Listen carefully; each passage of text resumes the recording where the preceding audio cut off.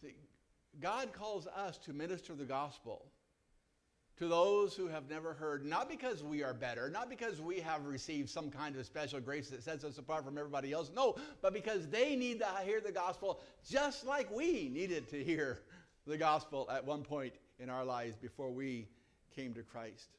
Paul wrote to the Corinthians in 1 Corinthians chapter 15, but by the grace of God I am what I am, and his grace to me was not without effect. No, I worked harder than all of them, yet not I, but the grace of God was with me.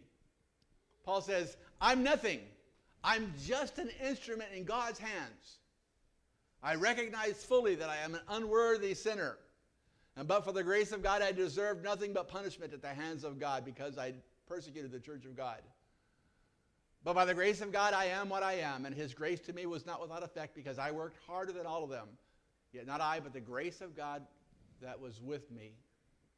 In the book of Acts chapter 14, we will later see that when the crowd saw what Paul had done, they shouted in the Lycaonian language, the gods have come down to us in human form. And Barnabas they called Zeus, and Paul they called Hermes, because he was the chief speaker. The priest of Zeus, whose temple was just outside the city, brought bulls and wreaths to the city gates because he and the crowd wanted to offer sacrifices to Paul and Barnabas.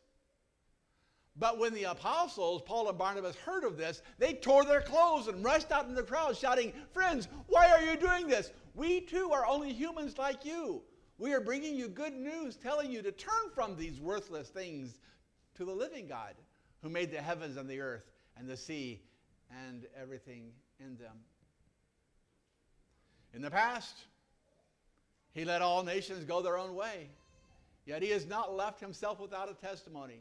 He has shown kindness by giving you rain from heaven and crops in their season. He provides you with plenty of food and fills your hearts with joy. Paul is saying to those Gentiles who were worshipers of Zeus and Hermes, the Greek gods, the reality is it's God that loves you, even though you reject him. It's God who provides you with the rain and harvest in due season. So the gospel is shared by one who acknowledged that he was only a mere man, Peter, no better than the Gentiles who are lost.